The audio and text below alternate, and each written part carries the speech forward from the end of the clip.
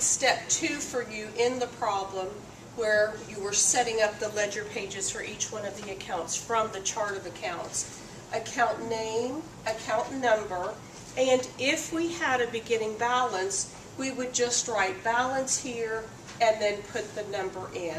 Sometimes we put a check mark right there because it's just a number that was given to us, right, if we have a beginning balance. Some of them might. This problem does not have beginning balances.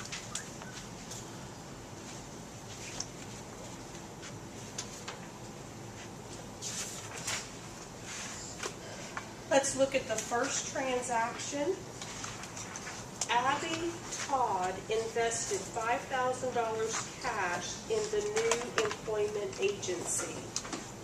If we ask ourselves the questions, what accounts are affected, what's their category, increase or decrease, debit or credit, what accounts are affected by that first transaction?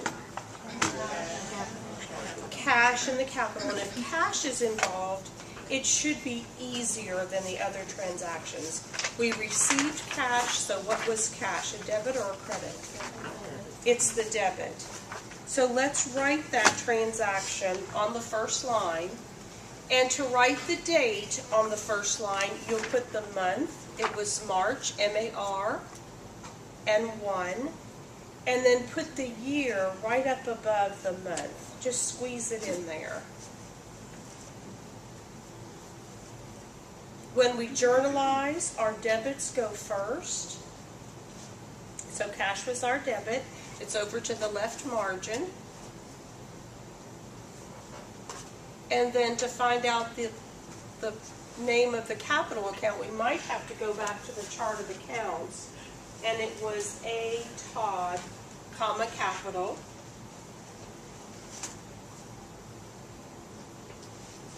Is there any other way that you could write that description? Owner investment, initial investment. Doesn't have to be just like mine. And it doesn't have to be just like the one in the book.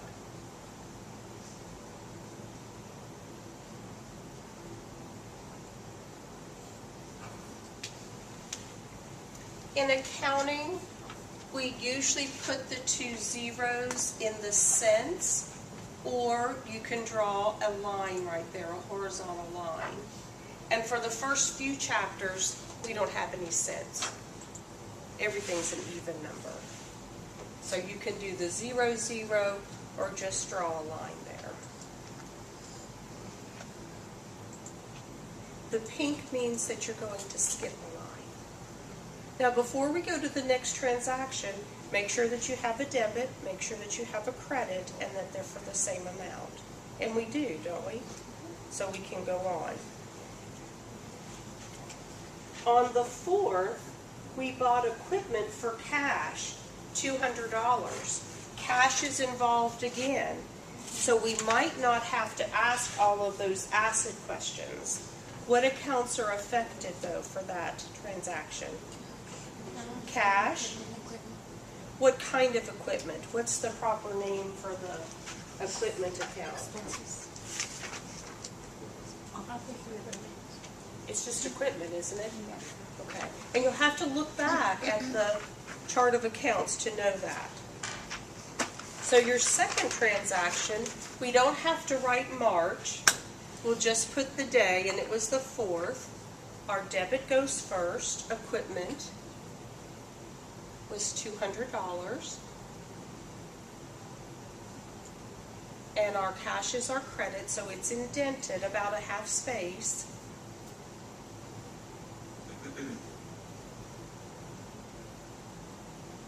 I wrote bought equipment for cash, but did I have to say for cash? I really didn't, because cash is involved in that transaction, so just bought equipment would be good.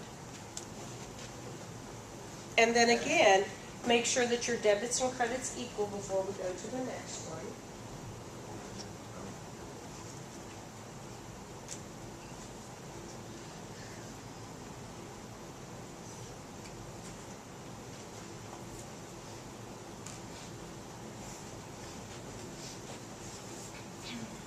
Not all accounting books show the credit indented by a half space. I prefer it indented a half space. I think it just gives you, even if we didn't have these numbers up here, you'd know which one was the debit and which one was the credit.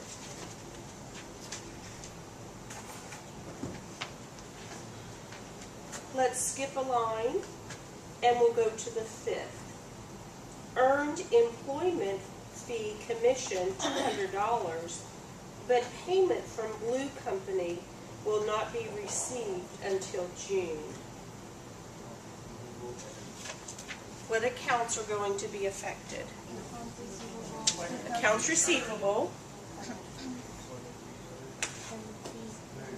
and our revenue account. So I'll have to go back and look at the revenue. The revenue account is called employment fees earned. Now on this one, I went ahead and put my diagonal here and listed Blue Company. Remember, eventually we have to post this to the controlling account, accounts receivable, and to the subsidiary account, Blue Company, several chapters from now. But it will save us some time if you put the diagonal in the post-reference column, because on some of our problems, I'll only have you post the ones that have the diagonal.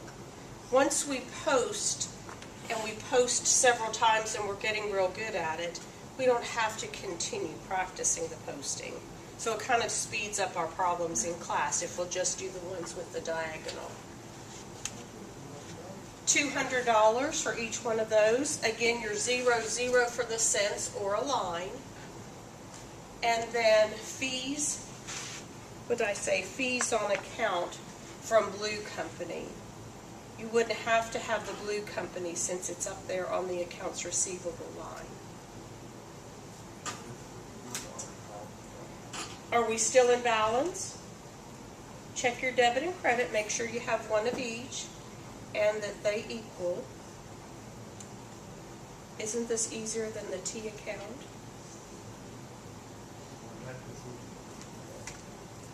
Can I ask you a question? Mm-hmm. Why accounts receivable? Isn't it like when you get money, but isn't it supposed to be like accounts payable or something? Like Well, it's revenue though. It's revenue that we earned, but they're not going to pay us until June. Let's go back and read what it said about the transaction. Earned employment fee commission. Did we make money? We did. We have to record revenue when we earn it, not necessarily when we receive it. So we're not going to receive the cash until June. That seems like a long way off, doesn't it, from March? But maybe that's just an agreement that we had. But it's their promise to pay us, so it's money that we will receive sometime in the future. Accounts payable would be money that we owe somebody else. Okay. Are we in balance there? Let's go to the 6th. Paid wages expense, $300. Paid. What's involved? Cash. Debit or credit? Credit. And what will our debit be? Which expense are we going to use? Do we have a salaries expense? What's our expense account? Look back up in the chart of accounts. It's wages. What's the difference between wage expense and salaries expense? When we talk about wages, what kind of a worker do we think of? An hourly person. Okay, salaries, it would be a set amount that they're making every 2 weeks, every month, every week. How many transactions have involved cash already?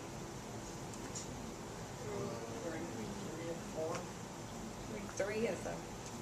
Right? So if we know cash, we can at least get 80% of the transactions correct. wage expense, and then cash, and my description was just paid wages. Are you remembering to skip a line? Okay. Makes it a little easier for me to grade, and it also gives you an extra line if you do happen to make a mistake.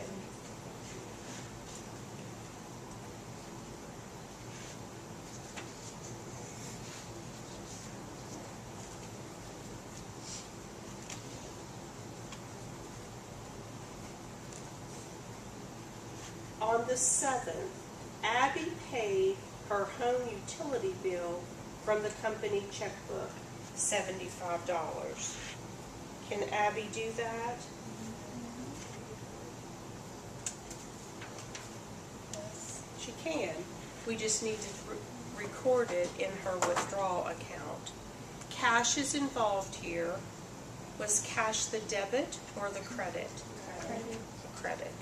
So the debit part is going to be A. Todd, comma, withdrawals, $75.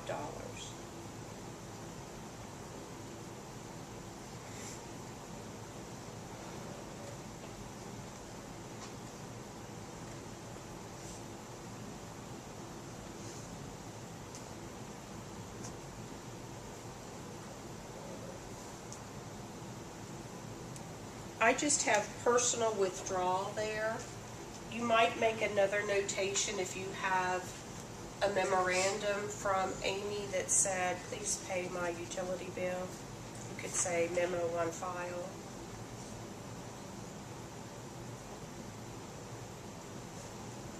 We always want to have a source document for why we have a transaction. Are we still in balance? Debits and credits equal. On the 9th, placed Rick Wool at VCR Corporation, receiving $1,200 cash. What kind of a business are we? We're an employment agency, aren't we? Do you have a question about this one? Yeah. Okay. 75 still on the cash line instead of personal withdrawal? Oh, it does. Sorry. Yeah. I made a mistake. It should go up here.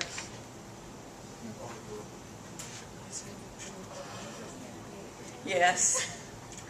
Thank you. I know.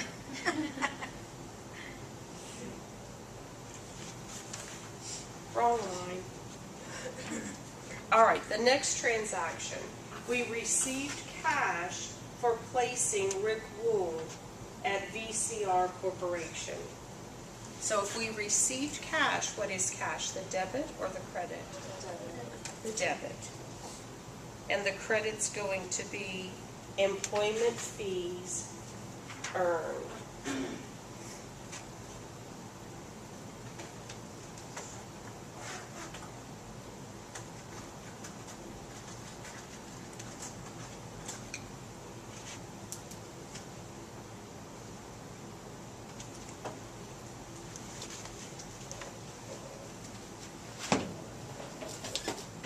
Oh, by the way, we have an electric pencil sharpener in the back of the room now. Our order came in.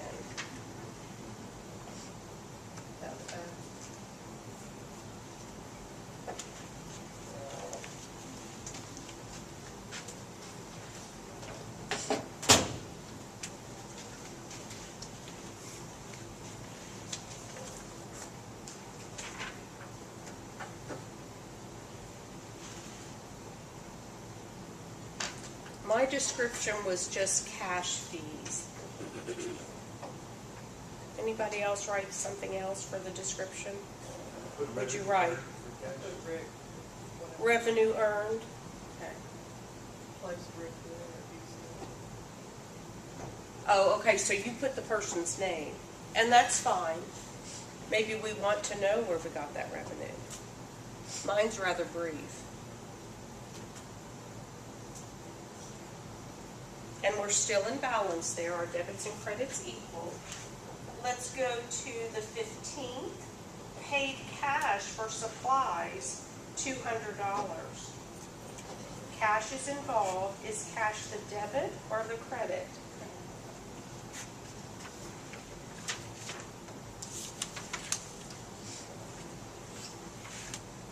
It's the credit.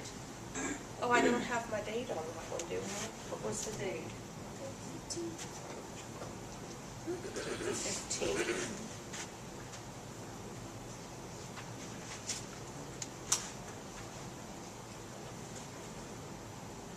What kind of a transaction is this one? Shifted assets. They're both an asset account, something of value.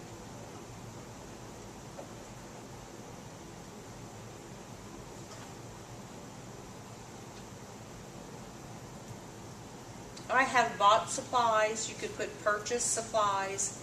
You probably don't even have to have for cash on there because cash is part of the transaction. Debits and credits equal.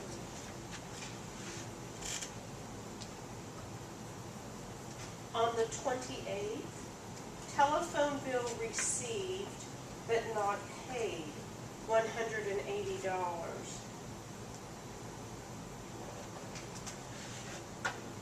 In order to match our revenue with our expenses, we have to record this in the appropriate month, but we're not going to pay it.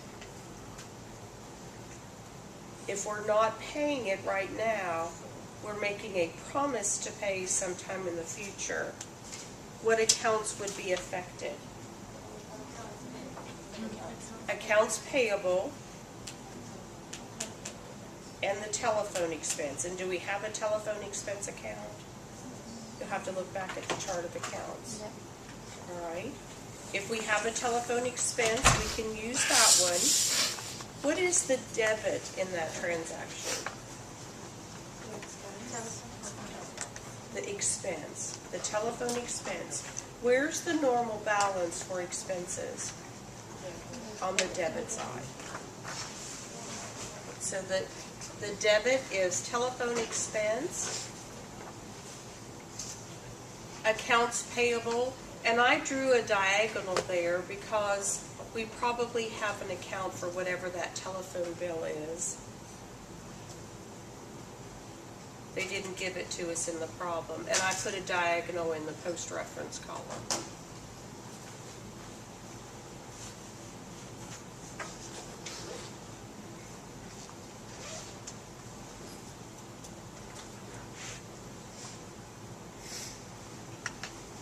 We have one more transaction, and that's an advertising bill received but not paid, $400.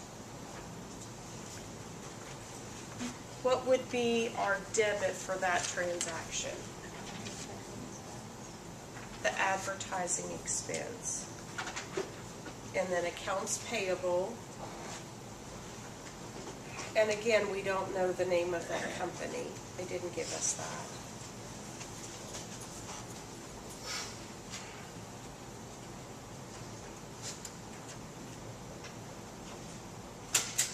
My description was just advertising bill received. Did I have to have advertising there? I do in the account, but bill received, but we didn't pay it.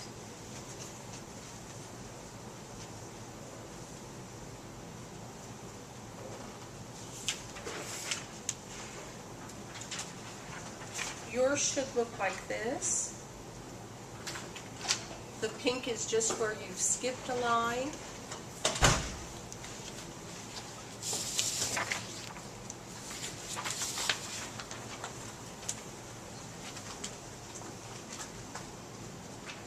Now on the journal, we do not put a total down at the bottom, but if you want to make sure that you have the same amount of debits and credits, you can add those up, but don't put a total there. We don't usually total it. But if you just want to make sure you have everything on there, then you can add add it up. Just write the number someplace, write it over to the side so that you can compare the debits and the credits.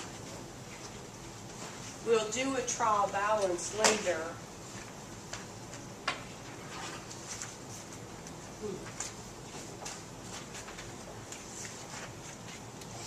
All right, our next step is to post.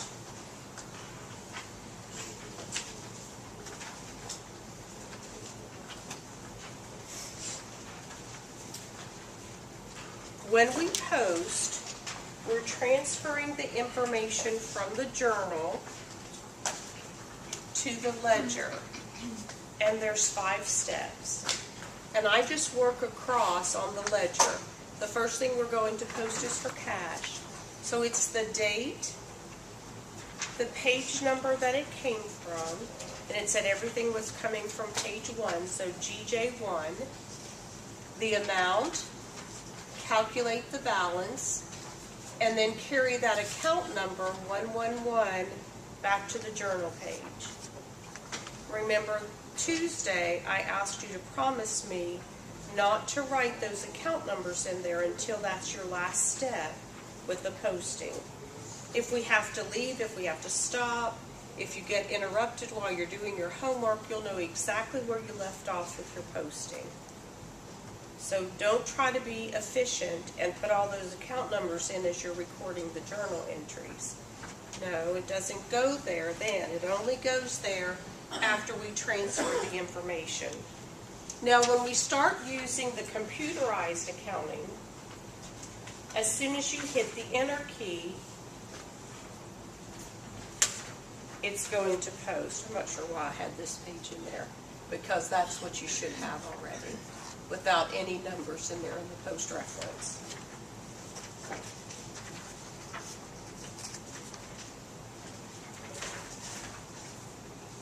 Let's post this first one. And we're looking for cash and ATOD capital. So let's find the cash account in your ledgers. It should be the first one. It should say cash 111. Does everybody see it? Would it help to tear your pages apart? Or do I have it on the back of the journal? I have it on the back of the journal. Yeah, just to test to see if you can flip back and forth, right? All right. So let's find the cash.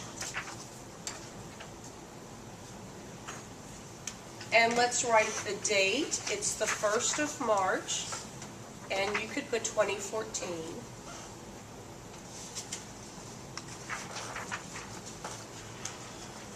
GJ1.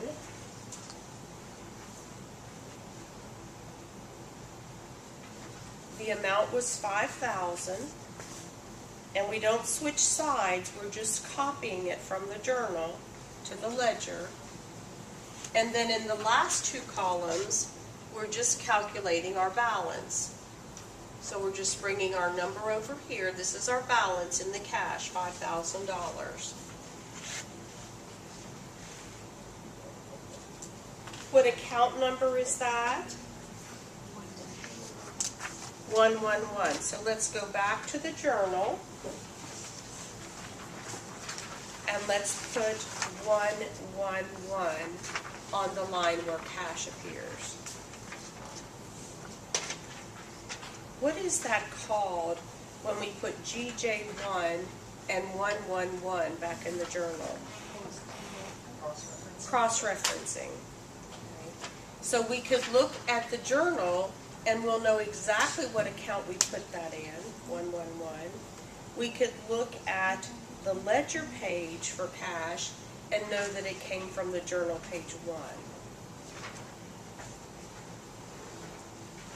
So we're leaving a paper trail behind us as we're posting this. The next one is ATOD capital. Let's find ATOD capital.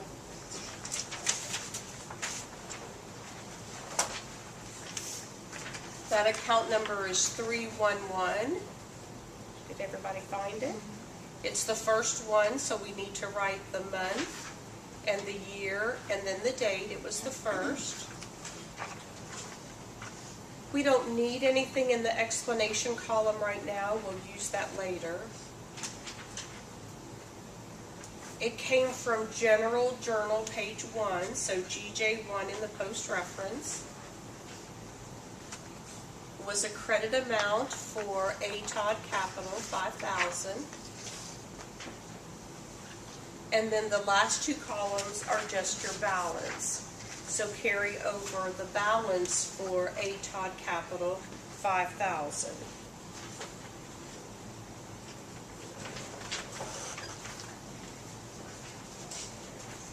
The account number for this is 311. So let's go back to the journal. And let's write the account number 311.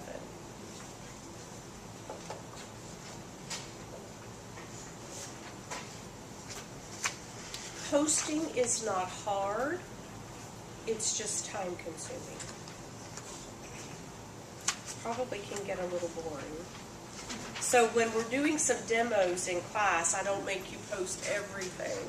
This one we're going to post everything so we can do the trial balance. And on your homework you'll post everything. But you can see why when we get to computerized accounting, how much easier that is, because as soon as we hit the enter key, it posts it automatically to those two accounts. Or more than two accounts if it's a compound entry. Alright, let's go to the next transaction, and it's equipment. So let's find equipment.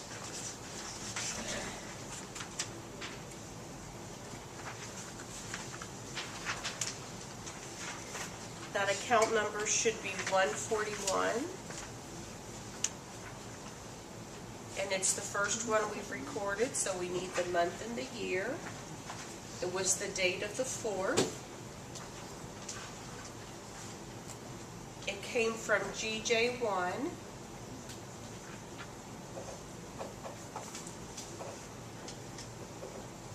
It was a debit of $200. And then just carry that number over to your balance column.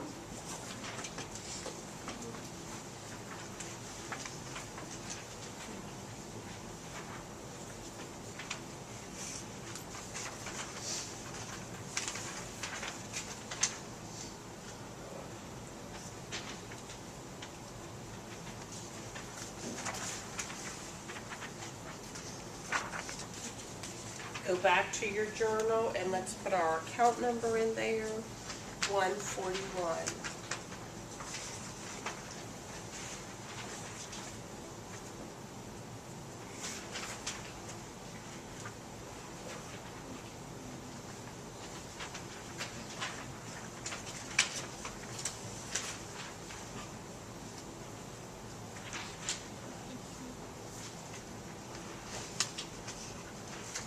The next one is cash. So we need to go back to our cash account. This will be the second item that we've posted in cash. So we don't need to write the month and the year again, we just need to put the day.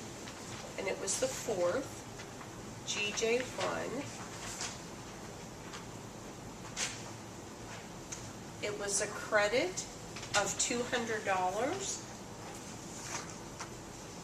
And we need to do a little calculation there. What is our new balance now in cash? $4,800. So we need to subtract the credit.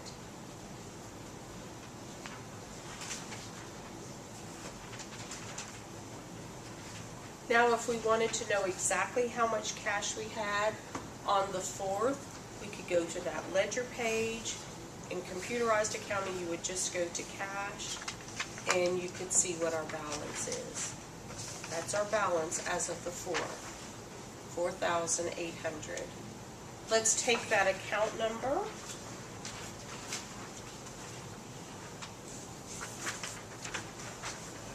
And put it back in the journal, 111. Yeah, so for the balance is like, we don't write the 200 for the, on like the credit side, the balance part just under Well, we had more debits than we had credits. We had $5,000 balance as a debit. Yes, and then if we ended up going into negative, we could put it over on the, Sometimes, but not very often, it will go into the credit side. I think we have a couple problems where it goes into the credit. And it depends on the order in which you post. okay. We want to try to keep, especially the cash, on the debit side, because if we're in the credit side, we might have some finance charges from the bank for an overdraft.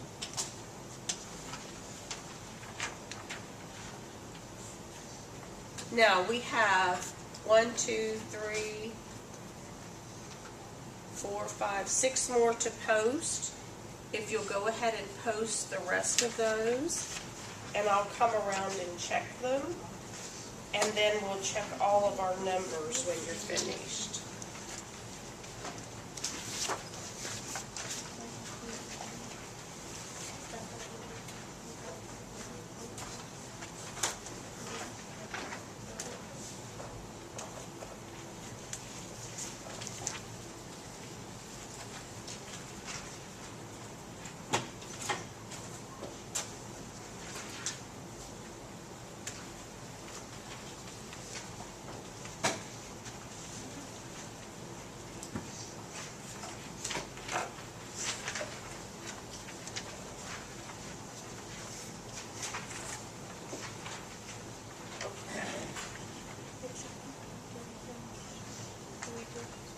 You're just posting to accounts receivable. You don't have a home company yet. So just put the number up there. Okay.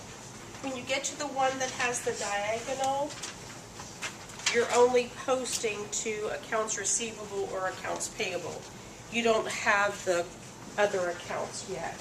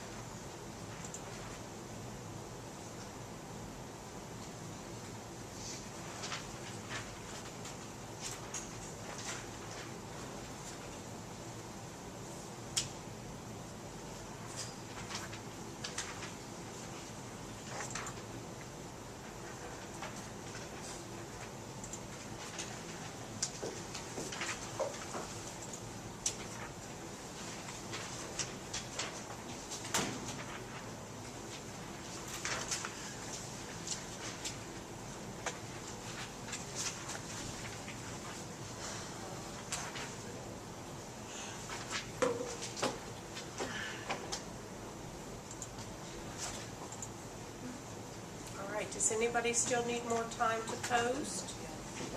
Okay. Finish your posting and then we'll look at each one of the accounts.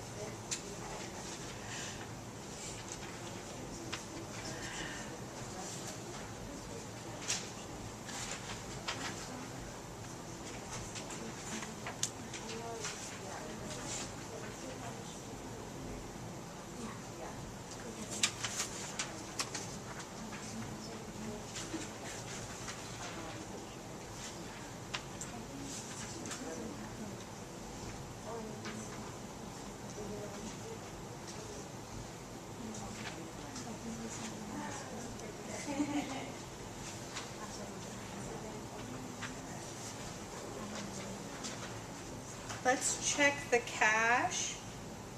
Your cash account should look like this, with an ending balance of $5,425. We good? All right.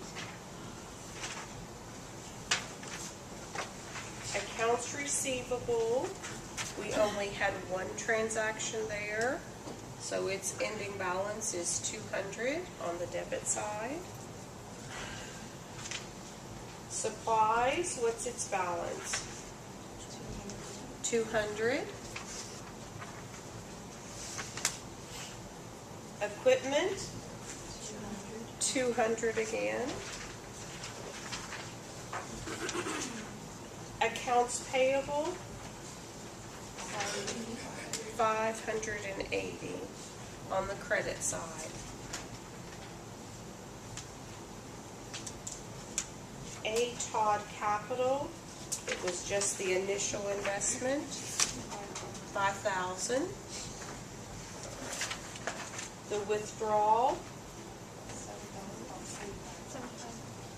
$75 on the debit side.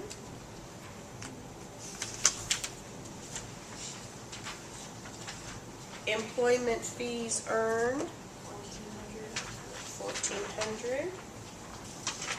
Wage expense, 300. Telephone expense, 180. Advertising expense, 400.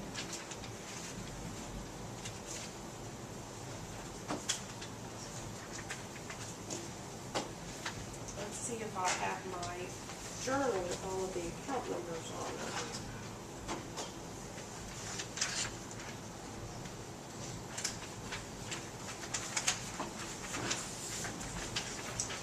So your journal page should look like that, with all of your account numbers on it, where we've posted it. We have one more thing that we need to do in step 4, and it says prepare a trial balance for March 31st.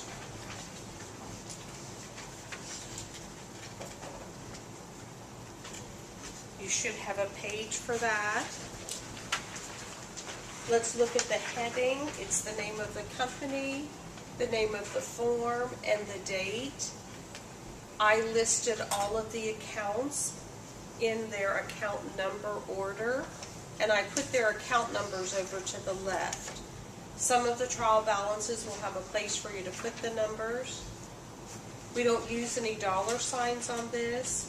We do use a ruler to make sure that our lines are straight when we put our lines in there for our totals. But we don't need to have any dollar signs. Let's list the accounts and list the balances, and then we'll check to make sure that we have everything correct.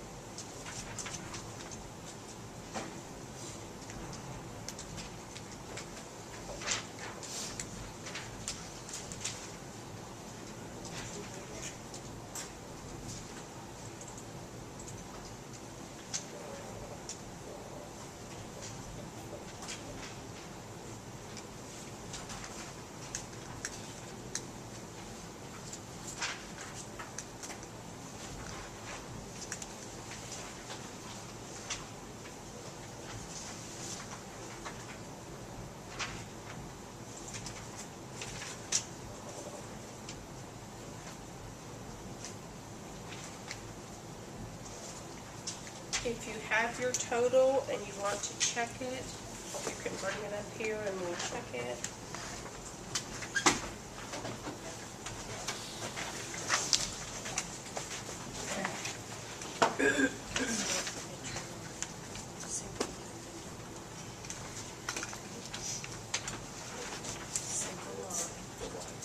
Just draw it on the same line, right across, and then double underneath. Did you label it totals? Yes, that's it. That's it.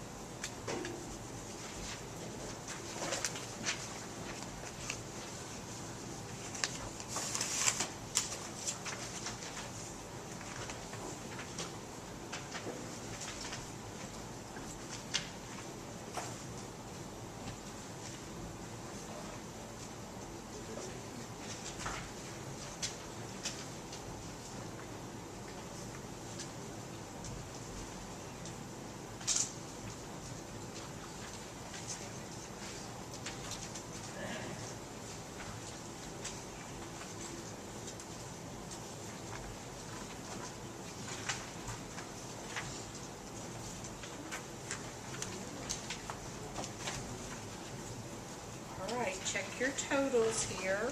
Notice that we don't have to use a dollar sign, and we have a single line here and a double line here to indicate that it's a total.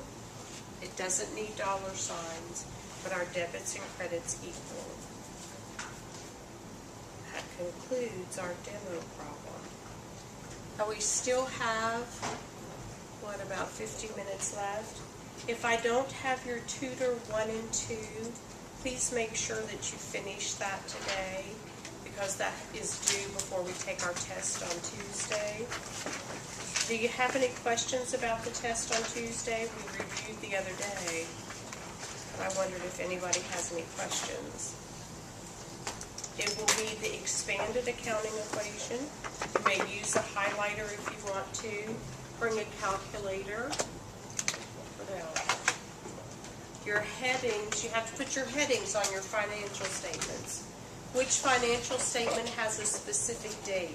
Balance sheet. And the trial balance, but it's not an official one. It's just a check to make sure that debits and credits equal. I would love to see 100s on Tuesday on that first test. Look at the summaries at the end of each one of those chapters. You're welcome to stay in here and work if you need to. If you're already finished with the tutors for 1 and 2, that's really the only thing you have to do in this room. So if you're finished with everything, I'll see you Tuesday. Okay.